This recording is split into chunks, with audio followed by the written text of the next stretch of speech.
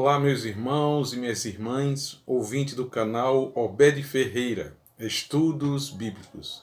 Mais uma vez estamos aqui reunidos, para compartilharmos da palavra de Deus, lembrando que nós seguimos numa sequência, numa jornada de estudo das doutrinas bíblicas.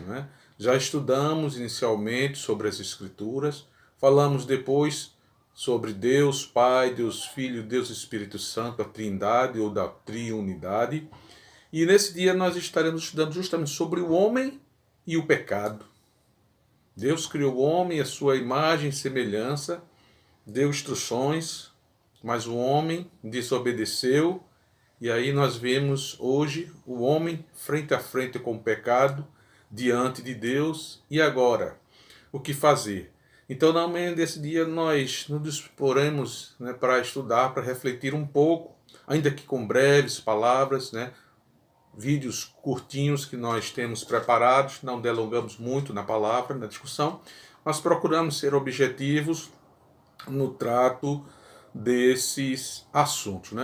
Então, hoje, nós conheceremos um pouco mais da doutrina bíblica que diz respeito ao homem e o pecado. Então Deus criou o homem, criou a sua imagem e semelhança, homem e mulher os criou. Mas o homem teve contato com o diabo, com Satanás, e ali no jardim do Éden, sob o pretexto de que o homem seria sabedor de tudo, assim como Deus, então o homem ele caiu na tentação. Mas Deus, lá desde o Gênesis, prometeu de que levantaria um, que esmagaria, que pisaria a cabeça de serpente, lá em Gênesis 3:15, já fazendo referência a Jesus Cristo, o autor e consumador da fé, o redentor de toda a humanidade. Então, nós nos propomos nesse dia aprender um pouco mais sobre os textos, que nós veremos ao longo da nossa reflexão, falando sobre a criação do ser humano, seus propósitos, o arbítrio do homem, o pecado, sua origem e consequências. Então, nós estaremos estudando sobre esses tópicos, esses pontos aí. Então, no ato da criação, e o interessante quando nós ouvimos alguém dizer, porque o homem está brincando de ser Deus, o homem quer ser Deus, o homem está se colocando na condição de Deus, e aí vem a palavra criar. Então, se nós formos olhar a palavra criar, dentro de um contexto bíblico, dentro de um contexto teológico, a palavra que Deus criando do nada. Então não existia nada e Deus fez tudo. Ao passo que na suposta criação do homem, o homem trabalha algo que já existe e diz que criou uma segunda coisa, Então, lê do engano do homem em acreditar que ele pode brincar de ser Deus.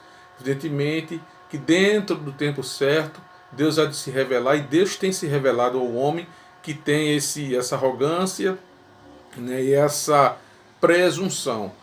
Assim como Satanás, lá na origem, no Gênesis, na origem de todas as coisas, Satanás tentando usurpar o trono de Deus, ele foi decaído, e nessa queda, ele já não mais podendo atacar a Deus, se indispor contra Deus, ele agora vai atacar na menina dos olhos de Deus, que é a sua criação, e em particular o homem.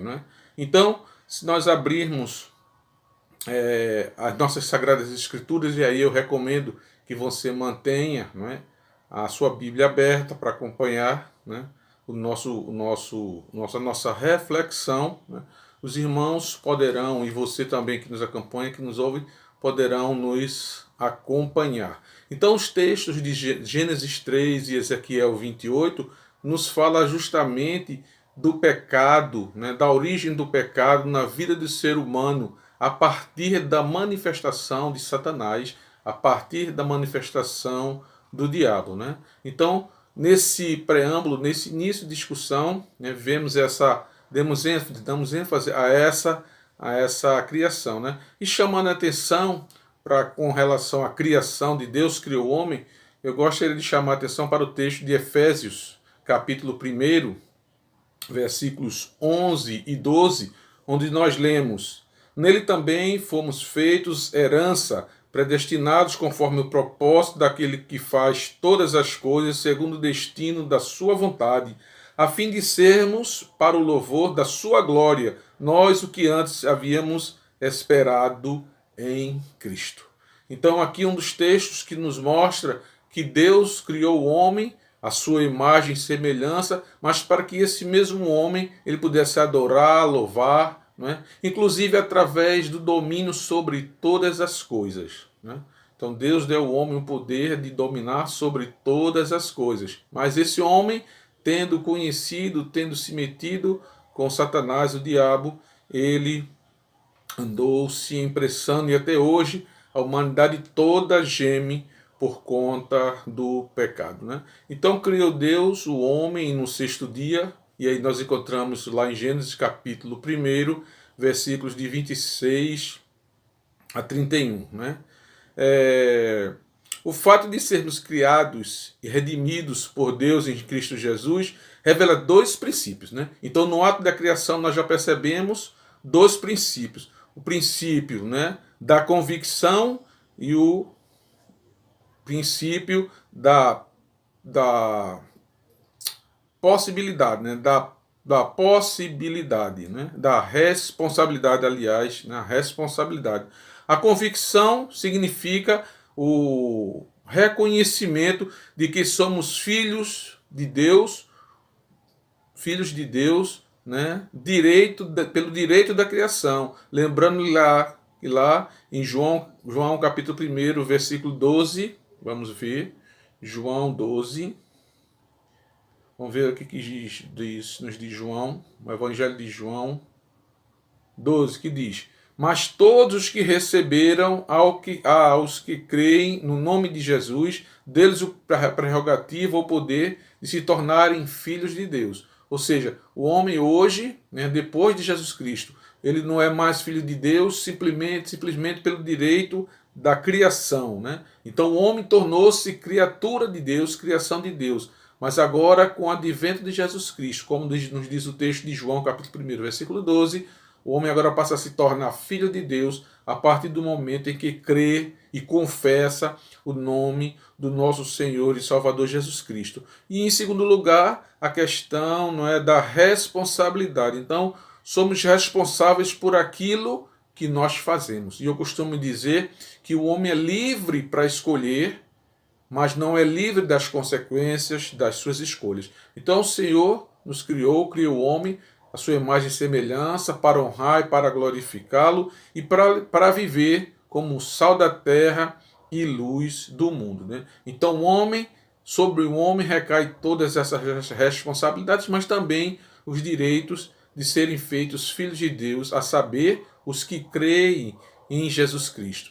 Em segundo lugar, né, o propósito e o arbítrio do homem. Né? Então o propósito maior do homem é glorificar a Deus, amar, conhecer e estar em comunhão com o seu Criador. Jeremias 9, 23. Jeremias 9, 23. Vamos procurar Jeremias 9, 23. Nos diz assim: Assim diz o Senhor: Não se glorie o sábio na sua sabedoria, nem o forte na sua força, nem o rico nas suas riquezas. Mas quem se gloriar, glorie-se nisto, em me entender e me conhecer, pois eu sou o Senhor, que pratico a fidelidade, o direito e a justiça na terra, porque me agrado dessas coisas, diz o Senhor. Então Deus deu ao homem a inteligência, né? Deus deu ao homem inteligência para discernir, para conhecer as coisas. E eu costumo dizer que a nossa mente ela tem 5 dimensões, as chamadas 5 dimensões, não é? Da mente humana. Então, quando Deus criou o homem, o capacitou, o dotou de uma mente inteligente. Então, nessas dimensões, o homem sabe, o homem conhece, o homem compreende, o homem discerne, e aí sim, alguns alcançam a sabedoria divina, outros a sabedoria humana. Mas a sabedoria pura, santa, é aquela que vem do alto, né, do Criador de todas as coisas. Então o homem foi criado com um propósito, mas também Deus deu ao homem a liberdade para escolher. E com essa liberdade veio também, né, as consequências, as responsabilidades. Né? Então o homem foi criado com o propósito de adorar, de louvar a Deus, viver em comunhão e santidade diante de Deus e também na sua relação com o seu próximo. Então, sendo Deus um ser moral, né, ele vai dotar o homem também do sentido de moralidade. E com a moralidade também vem a ética, onde o homem deve procurar se relacionar com o seu próximo de tal maneira que mantém uma ética. Né? E para aqueles que creem em Cristo Jesus, ainda existe uma ética mais responsável, que é a ética cristã, é a ética oriunda das revelações, das manifestações que o Senhor Jesus ele nos mostrou, né, ao longo dos anos que ele passou entre nós com os seus ensinamentos e também das escrituras sagradas, né, lá do Pentateuco, dos profetas, dos salmos, né, onde também ali foi transmitido todo o profeta Isaías, né, toda a essência de Jesus Cristo foi antecipada ali no Antigo Testamento e confirmado no Novo Testamento com a própria vida de Jesus Cristo, tá certo? Um terceiro aspecto é a questão do pecado, a sua origem e as suas consequências. Né? Então, no capítulo 3 de Gênesis vai ser relatado lá, né, a figura de Satanás, a figura do homem, e o interessante é que a gente observa, né? Satanás do lado de fora, dentro do homem estavam lá os desejos. Então, dentro do homem, o homem tem lá os seus desejos, desejo de saber de todas as coisas, de ser conhecedor de todas as coisas, de querer todas as coisas, de gostar de todas as coisas, de experimentar todas as coisas. E de lado de fora, Satanás tentando tragar. Não é? Então, naquele advento ali da tentação, não é? O homem, né, no uso ou no mau uso da sua liberdade, ele buscou conhecer Deus, ser igual a Deus, coisa que Jesus Cristo, milhares de anos depois, vai mostrar que, sendo Deus, não usurpou, não quis usurpar ser Deus. Mas Satanás, não tendo conseguido dominar os céus, né, se apoderar, usurpar o trono de Deus, ele agora vai atuar, ele vai agora atacar o homem. E ele, sabendo que o homem é dotado desses desejos, desses sentimentos, e ali justamente onde ele vai a tocar ao homem. Né? Então, Satanás do lado de fora e os desejos do homem de lado de dentro. Eu gostaria de convidar os irmãos a abrir também as suas Bíblias agora em Tiago, né, o livro de Tiago, no capítulo 1. Vamos ver aqui como é que Tiago ele trata dessa questão do pecado. Né? Tiago, capítulo 1, vai dizer assim: mas cada um é tentado quando atraído e seduzido pelo seu próprio desejo.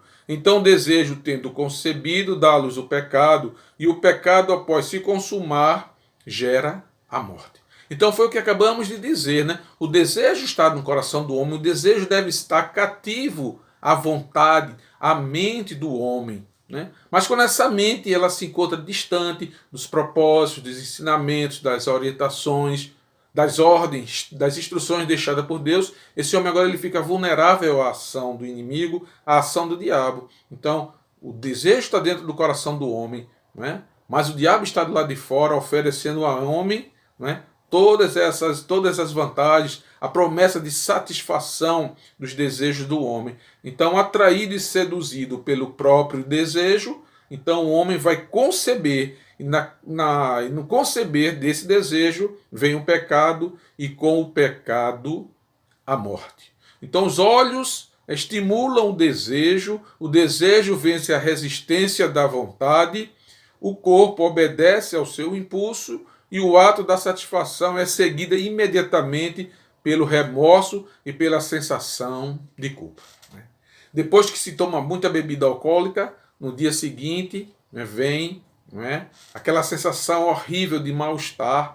Né? Assim também é o homem quando peca. E o homem quando peca, que tenha consciência de que há um Deus nos céus, ele está olhando para ele. Então vem logo esse sentimento de culpa, um sentimento de perda. E aí, se o homem bem estiver orientado ainda na palavra de Deus, se o homem ainda manifestar uma porção, um pouco que seja, da semelhança que ele tem do Pai, ele vai aproveitar o amor de Deus, a misericórdia de Deus, vai se arrepender, vai confessar os seus pecados e vai ter a sua comunhão, o seu relacionamento com Deus restaurado. Então precisamos, né, ao contrário lá do Adão, precisamos de um segundo Adão, que é Jesus Cristo. Romanos 5, capítulo 5, versículo 12, vai nos falar também um pouco sobre isso. Romanos 5, 12. Vai dizer: portanto, assim como o pecado entrou no mundo por um só homem, e pelo pecado a morte, assim também a morte passou a todos os homens, pois todos pecaram. Pois todos pecaram. Pois todos pecaram, destituídos estão da glória de Deus, né? Então o homem agora vai precisar de um segundo Adão, que é justamente Jesus Cristo. Jesus Cristo é quem vai fazer a parte, né, oposta, vai ser o caminho inverso daquele que Adão deixou. Então Jesus Cristo agora passa a ser a verdadeira religião, ou seja, aquele que religa o homem, a criatura, ao seu Criador. Então o pecado tornou-se um eclipse total na alma do homem, né, fazendo aquela separação. A causa única do fracasso da humanidade, a perversão, né, a perversão da venda da humanidade, da verdadeira natureza do homem, e é a morte da vida e a morte moral e espiritual. Então todos pecaram e afastados estão da presença, da glória de Deus, tá certo? Então essa é uma das características marcantes do pecado, que entristece a Deus, que entristece ao homem, que o afasta de Deus.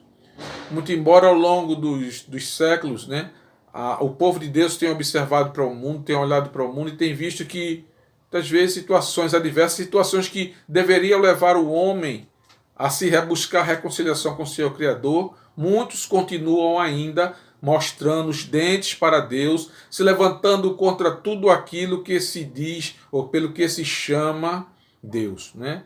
Então, a gente segue acompanhando essa reflexão, quando lá em João 3,36, vamos ver, João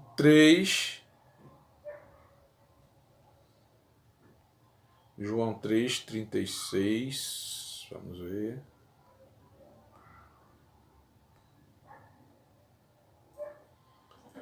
Vamos ver aqui na Bíblia. João capítulo 3, versículos 36. E diz: por isso, quem crer no Filho tem a vida eterna. O que todavia se mantém rebelde contra o Filho não verá a vida, mas sobre ele permanece a ira de Deus. Sobre ele permanece a ira de Deus, tá certo? Então a gente percebe que, compreendendo, refletindo sobre as Sagradas Escrituras, o homem vai ter a verdadeira dimensão em que ele se encontra diante de Deus e, ao seu lado, ali o pecado, né? O homem querendo se aproximar de Deus, mas o pecado mantendo-o afastado de Deus. E cada vez que o homem peca, um abismo vem chamando outro abismo e um outro abismo, vai ficando cada dia mais difícil, não é, para o homem compreender a condição em que ele se encontra diante de Deus. Então, os textos que nós colocamos, eles mencionam e revelam que o inimigo das nossas almas, ele é orgulhoso, ele é rebelde e ele é dissimulado. 1 Timóteo, capítulo 3, versos 6. 1 Timóteo 3, 6. Mas vamos ver logo ainda o primeiro versículo antes, o versículo de número 5, onde diz: pois, se alguém não sabe governar a própria casa, como cuidará da igreja de Deus. Lembrando que essa passagem diz respeito à escolha dos bispos, né, daqueles que viriam governar a igreja, o povo de Deus. E no verso 6 ele continua dizendo, né, não deve ser novo na fé, para que não se torne orgulhoso e venha a cair na condenação do diabo. Né? Então a responsabilidade daqui, para aqueles que se dispõem o coração a seguir o ministério da palavra, o ministério pastoral, e sobre esse recai maior responsabilidade, porque também sobre ele o inimigo ele é mais contundente. Veja que a audácia do inimigo ela é tão grande, a dissimulação dele é tão grande, que rebeldia, né, que ele foi para o próprio Jesus Cristo tentar Jesus Cristo com a própria palavra de Deus. Salmo 91, por exemplo, né, lança-te daqui porque os teus anjos foram ordenados a sustentar. Então, se o diabo ele faz isso com Jesus Cristo, quanto mais para o homem que é a sua criação. Mas a palavra de Deus também nos diz que sujeitai-vos a Deus, resistir ao diabo e ele fugirá de vós. Né? Esse é um versículo que muitas vezes são citados pelos irmãos, mas ele é citado incompletamente. Né? Normalmente as pessoas, a gente escuta os irmãos dizer, né? Resistir ao diabo, ele fugirá de vós. Resistir ao diabo, ele fugirá de vós. Mas se esquece, a primeira parte, a parte A desse versículo. Né? Esse versículo é dividido em 3 partes. A parte A desse versículo diz, sujeitai-vos a Deus, estai debaixo da potente mão do Senhor, para que vindo o diabo você possa resistir, e resistindo ele fugirá de vós. Então Satanás, né, ele tenta Jesus Cristo, e Jesus Cristo vai justamente fazer essa menção, né, quando Satanás tenta roubar, matar e destruir. João capítulo 10, versículo 10. João 10, 10. Vamos ver, João 10, 10 diz: o ladrão veio somente para roubar, matar e destruir. Eu, porém, vim para que tenham vida e a tenham em abundância e tenha em plenitude. Né? Jesus Cristo confrontando o diabo, mas já tendo derrotado. Mas o diabo, mesmo tendo sido derrotado por Deus Pai, por Deus Filho, por Deus Espírito Santo, ele continua agora voltado para o homem, voltado para mim, voltado para você, para tentar nos demover, né, da volta, do regresso, da redenção que só Jesus Cristo ele nos proporciona. E aquele que está em Cristo, nova criatura é. As coisas velhas já passaram e eis que tudo se fez novo. E nós encontramos essa palavra de Paulo em 2 Coríntios, capítulo 5, versículo 17. Por isso, Jesus Cristo ele é a única esperança. Jesus Cristo é o único que tem poder para transformar. Jesus transforma. Não é?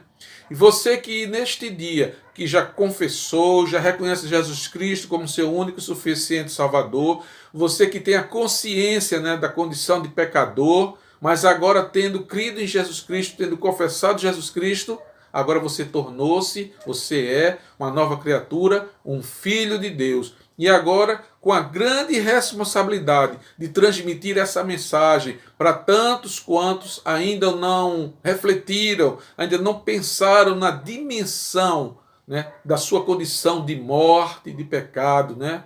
Onde está, né, o teu galardão, a tua força ou morte, né?